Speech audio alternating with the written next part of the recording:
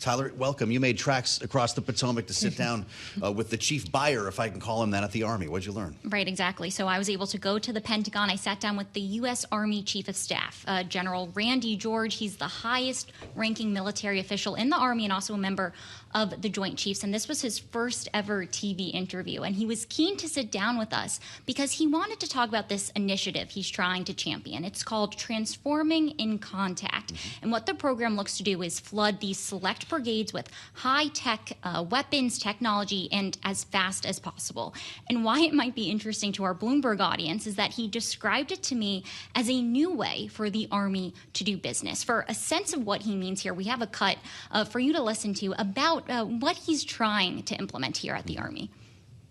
There's a lot that we're trying to do right now, and probably the biggest thing is that we realize that we're going to have to buy things in the future in tranches, in smaller batches. Technology is going to continue to change, so as long as we're buying things that are modular open system architecture, we can continue to update in our formations, and that's what we need to be able to do.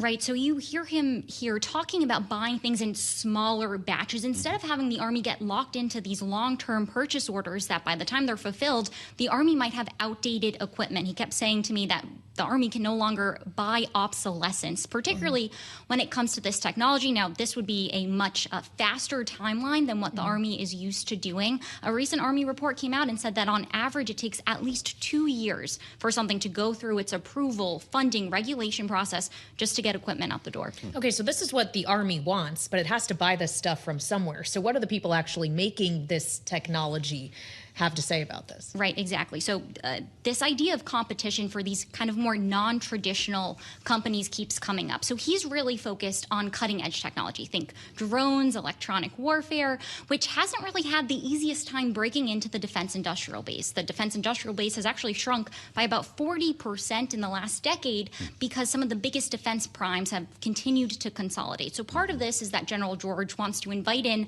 more smaller, non-traditional companies so they can compete. The other part of this is that he's actually letting those private sector engineers into the brigades to test this equipment alongside those soldiers. Names like Palantir, SpaceX, and also Anduril. I had the chance to catch up with their chief strategy officer who told me that that part of this initiative, allowing them to go in and then actually provide this real-time feedback so then they can update those purchase orders, has really helped them out, not only to secure those purchases, but also to advance their equipment.